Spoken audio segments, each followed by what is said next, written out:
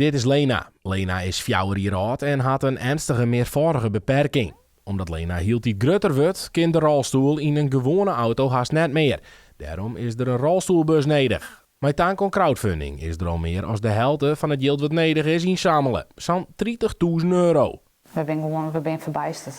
Dus ik vind het zo mooi dat mensen om ons heen, maar bekend en onbekend, zelfs ik midden in het loon, mij leven. En we ben gewoon compleet beduust ervan. Het is gewoon prachtig. Je bent is je alles, maar om je hele levensverhaal hier een bier te maken, dat is echt een enorme stap. We hadden er heel lang over na te denken of we dit überhaupt wel dwang wonen.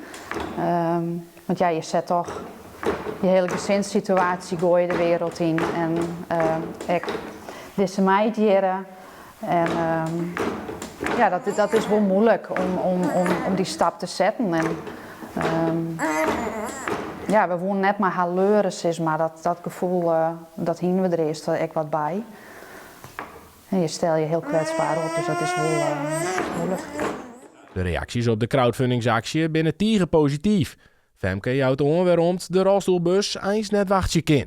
Je moet de rolstoel deels uit elkaar halen om haar te kunnen vervoeren. Die rolstoel moet je elke keer in en uit de auto tillen. Je moet haar in en uit de rolstoel tillen en de auto. En ze is gewoon heel onrustig in de auto, dus ze skopt en slaat om zich heen. Wat voor auto ook net echt heel fijn is, maar goed, het is maar materiaal. Ze krijgt soms een ongeval in de auto, dan kunnen we net bij haar komen. Dus de jongste dochter die probeert het haar al te troosten eigenlijk, wat die naast haar zit. En dat van is 2, dus dat is ik wel heel wat.